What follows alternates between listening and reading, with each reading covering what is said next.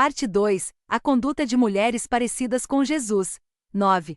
Mulheres que ouvem e praticam a palavra. Durante a Segunda Guerra Mundial, nos dias terríveis em que a Alemanha bombardeava Londres, conta-se que um pai saiu correndo de um prédio que fora atingido por uma bomba. Ele segurava a mão do seu filhinho que o acompanhava. Procurando rapidamente algum lugar para se esconder, o pai viu um buraco fundo e pulou. De dentro do buraco, com os braços abertos, pediu para o filho segui-lo. Com muito medo, mas ouvindo a voz do seu pai insistindo que ele pulasse, o menino respondeu: "Não consigo te ver." O pai, olhando de baixo no escuro, vendo a silhueta do filho, respondeu: "Mas eu te vejo. Pule." Sabendo que o pai o amava, confiou nele e então pulou no escuro. O pai o pegou e segurou são e salvo. Ouvimos muitas vozes todos os dias. Algumas são conhecidas, de pessoas que amamos e em quem confiamos o suficiente para segui-los. Outras nem tanto. A pergunta é: qual a voz que vamos ouvir e seguir? Em algum momento você já reparou na ênfase que a Bíblia dá para ouvirmos a palavra? Várias vezes Jesus falou: "Se alguém tem ouvidos para ouvir, ouça." Ouvir o que Deus tem para nos falar é muito importante. Ouvir de forma clara e saber o que realmente Ele nos diz é necessário para sermos mais parecidas com Cristo. A falta de ouvir e entender a palavra de Deus nos conduz à incredulidade. Por não crermos realmente, não confiamos o suficiente e não obedecemos completamente. Sempre achei a ordem de Jesus, aquele que tem ouvidos para ouvir, ouça, meio engraçada. Eu me lembro da primeira vez que ouvi esse versículo. Eu era criança, e em família estávamos estudando o Evangelho de Marcos. Eu não estava prestando muita atenção enquanto cada pessoa lia um versículo, e esse era o versículo que o meu pai leu. Como eu estava distraída, me assustei ao ouvir a frase, pois pensei que meu pai estivesse chamando a minha atenção. Também achei cômico, já que quase todos nós temos ouvidos. Perguntei para o meu pai por que ele falou aquilo e então me entreguei, pois eu não sabia que era um versículo da Bíblia. Como é fácil nos distrair. Quantas vezes na Bíblia Deus, de diferentes formas, dá ordem para ouvirmos o que Ele fala. Entendo a necessidade dessas exortações, porque muitas vezes enquanto leio a Bíblia já me pego pensando em outros assuntos e não prestando atenção ao que Deus tem para me falar. Nesses casos, eu tenho de voltar e ler tudo de novo. Deus sabe que somos fracas, que perdemos o foco regularmente.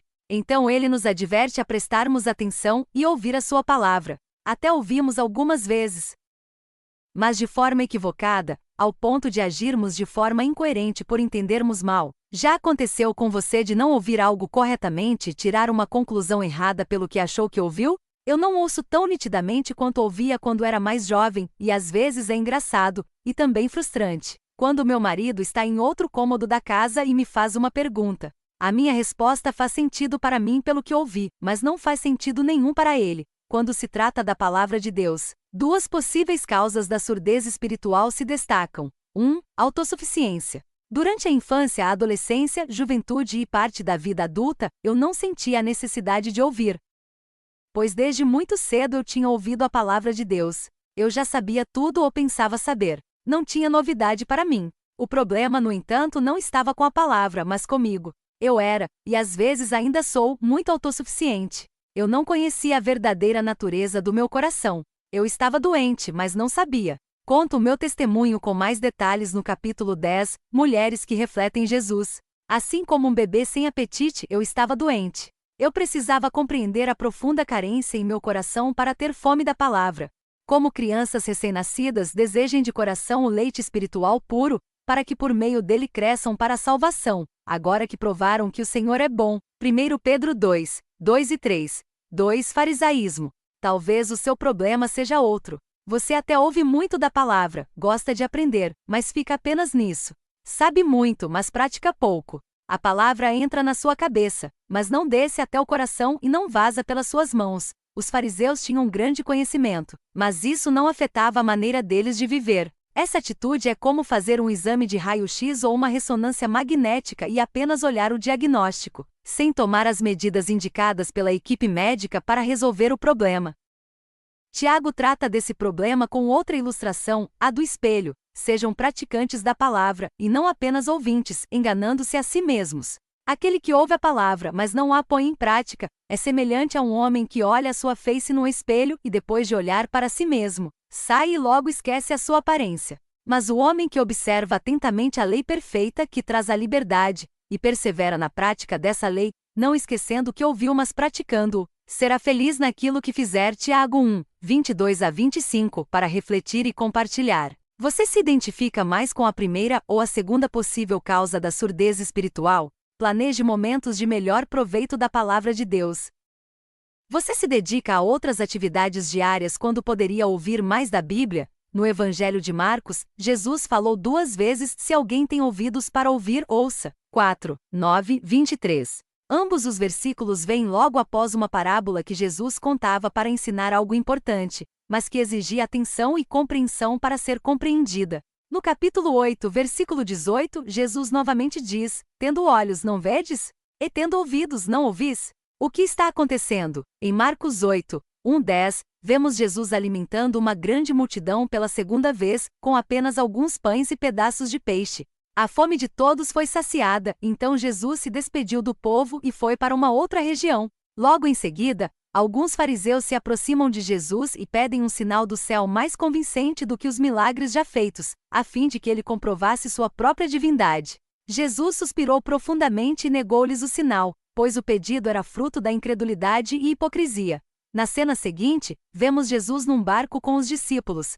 Ora, aconteceu que eles se esqueceram de levar pães e no barco não tinham consigo senão um só. Preveniu-os Jesus dizendo: vede, guardai-vos do fermento dos fariseus e do fermento de Herodes.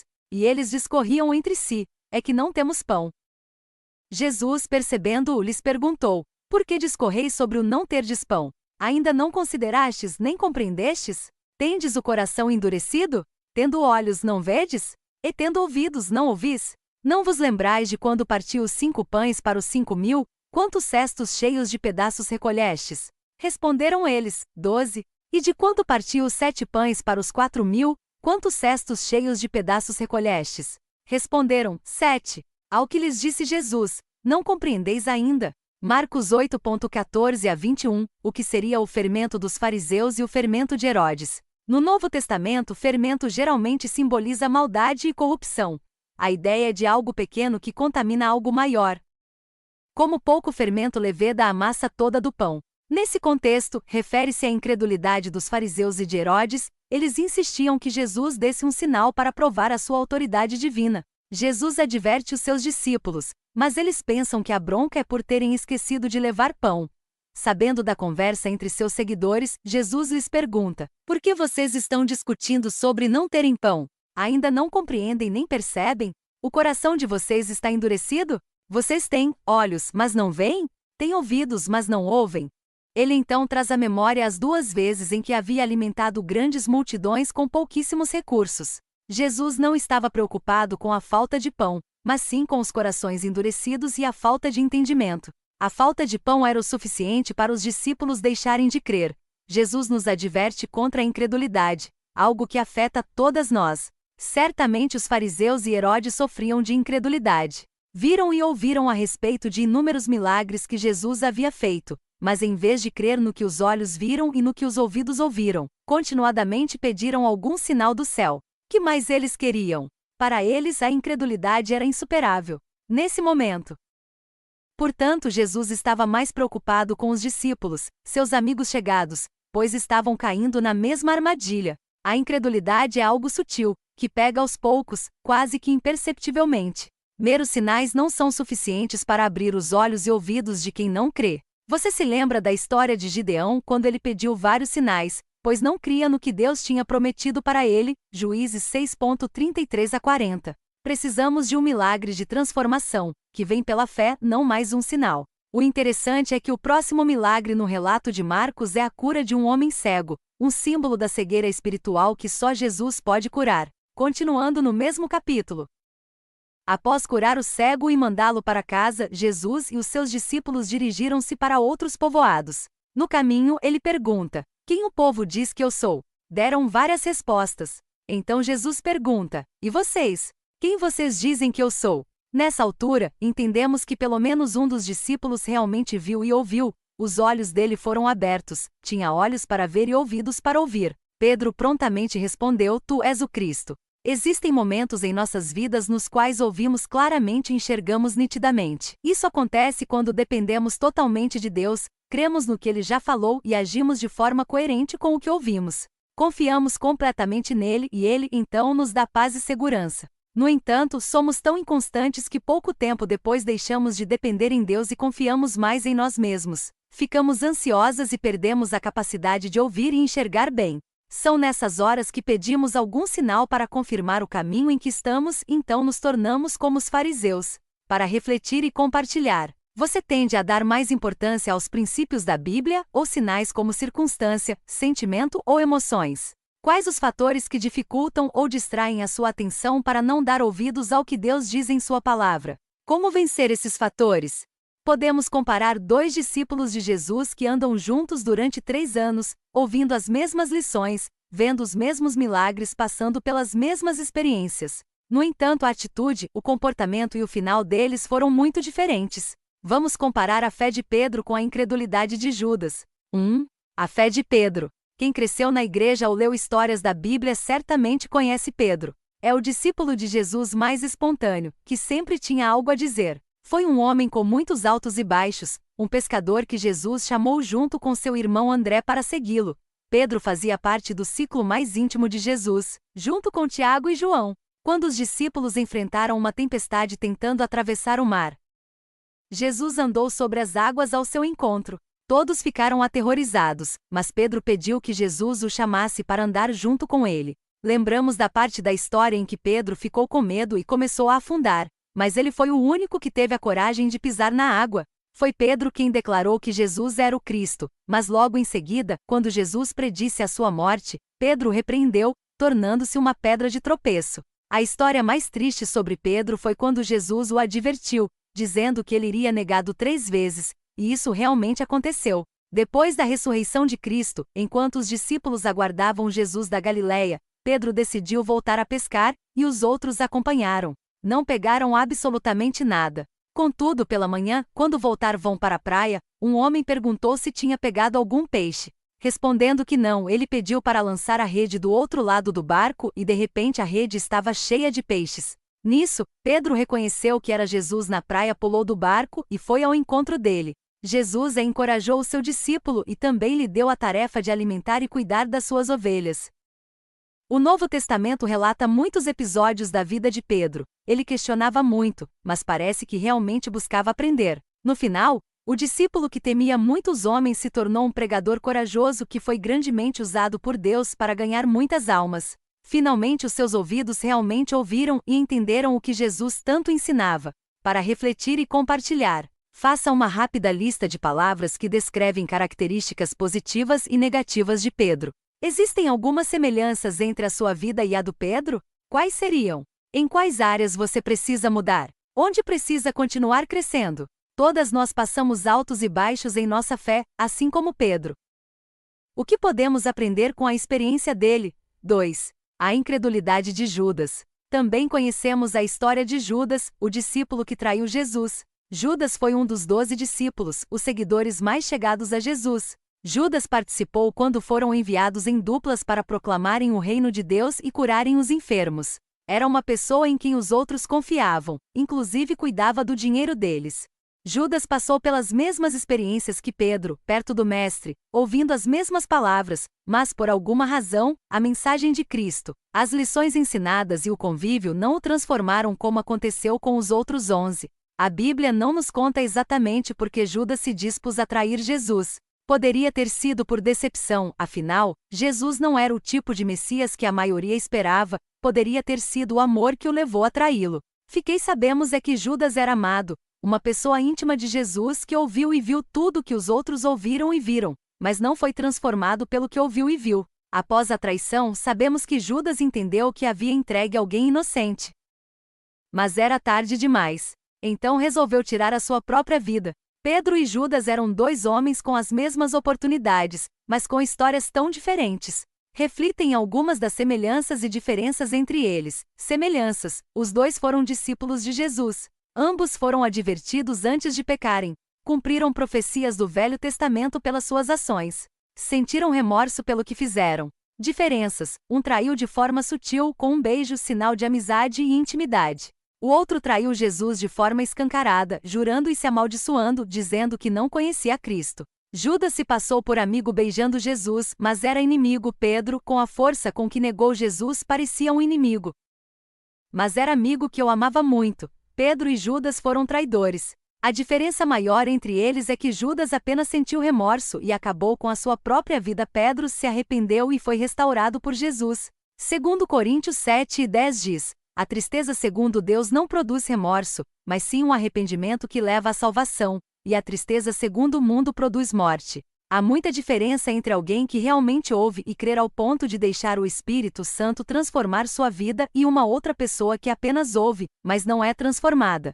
A verdade é que todas nós traímos Jesus em algum momento ou outro, para refletir e compartilhar. Que tipo de traidora você é? Aquela que ouve, crê, se arrepende e volta a obedecer ao Mestre? Ou a pessoa que ouve, mas acha que sabe mais do que o Criador, faz tudo do seu jeito e anda no caminho que produz morte? Quais são algumas das maneiras pelas quais nós também traímos Jesus? 3. A nossa resposta. É fácil criticarmos estas personagens antigas da Bíblia, mas muitas vezes somos iguais a elas. Quantas vezes pedimos um sinal, como os fariseus pediram, álcool externo para nos dar segurança, ao invés de confiarmos plenamente no que Deus já nos falou? Jesus ensinou que se uma pessoa não ouve a lei e os profetas, a palavra de Deus, mesmo se alguém ressuscitasse dos mortos, ela não seria convencida. Lucas 16:31. E foi exatamente o que aconteceu. Jesus morreu e ressuscitou, foi visto por muitos, mas eles não foram convencidos.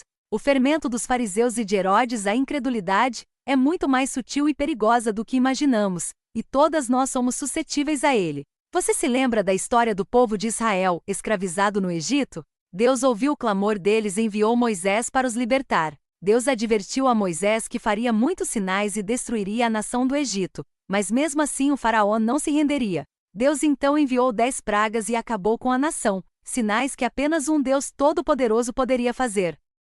Mas mesmo assim, para o endurecer o seu coração, e não creio em Deus vez após vez, um sinal não é suficiente para combater a incredulidade. Apenas um milagre de mudança de coração por meio da obra do Espírito Santo é capaz de transformar uma vida. Ao estudar a palavra de Deus, ouvir uma pregação ou ler um livro devocional, preste atenção e ouça. Romanos 10:17 de que a fé vem pela pregação, e a pregação pela palavra de Cristo. Se Deus ensina um princípio, promete algo, ou nos desafia a crescer em alguma área, devemos crer o suficiente para tomar ação devida. A Bíblia registra muito mais erros de Pedro do que de Judas, mas a diferença está no arrependimento de Pedro e em seu desejo de aprender e crescer. Tenho percebido que, infelizmente, somos muito parecidas com os fariseus. Ouvimos o que Deus tem para nos dizer, mas paramos por aí. Obedecer ao que a Bíblia pede demonstra se amamos Jesus ou não, porém muito do que Deus fala vai totalmente contra a cultura. João 14:21, o desafio. Qual a voz ouviremos, a voz do mundo ou a voz de Deus? O mundo diz, satisfaça seus desejos sexuais. Deus diz, beba água da própria cisterna, satisfaça-se no casamento. O mundo diz, o homem é basicamente bom. Deus diz, não há ninguém justo. O mundo diz, educação é a resposta para tudo. Deus diz, o temor do Senhor é o início do saber. O mundo diz, deixa a criança achar o seu caminho. Deus diz, ensina a criança no caminho do Senhor. O mundo diz, cada um escolhe seu gênero. Deus diz, Deus criou homem e mulher. O mundo diz, o objetivo da vida é a felicidade. Deus diz, o objetivo da vida é a santidade e a glória de Deus. Quando aprendemos princípios novos na Bíblia que vão contra a cultura ou que são diferentes do que sempre pensamos, somos tentadas a pedir que Deus nos mostre de uma forma sobrenatural se é isso mesmo que Ele quer. Exigimos um sinal, pois as palavras da Bíblia não nos convencem. Quando agimos assim, quando as palavras de Deus registradas na Bíblia não são suficientes, é sinal de que fomos contaminadas pelo fermento dos fariseus. Você já participou daquela brincadeira em que uma pessoa com os olhos vendados precisa passar por um caminho com obstáculos? Ela tem um companheiro que dá instruções e, se ela prestar atenção e seguir exatamente o que ele fala, conseguirá fazer o percurso sem tropeçar nos obstáculos. Por outro lado, se não ouve bem, se for distraída com outras vozes ou barulho, ou se seguir orientações de alguém de outro time, com certeza irá tropeçar e sair do caminho. A Bíblia nos ensina que Jesus é o caminho, João 14:6. Esse caminho muitas vezes não é fácil nem popular e às vezes parece ser sem sentido. Tentamos seguir Jesus, mas existem muitas distrações.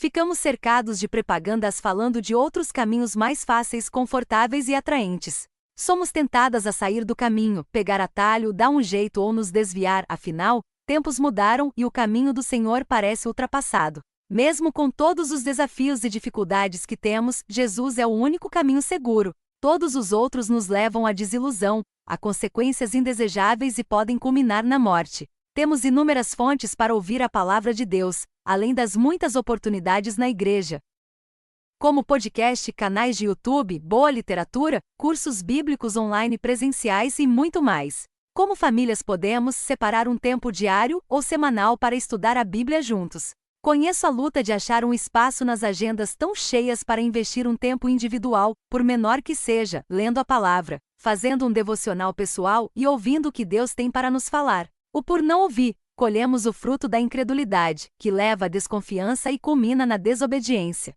Para refletir e compartilhar. Como você reage diante do que o mundo diz e do que Deus fala? Em quais áreas você sente mais dificuldades em crer no que Deus diz?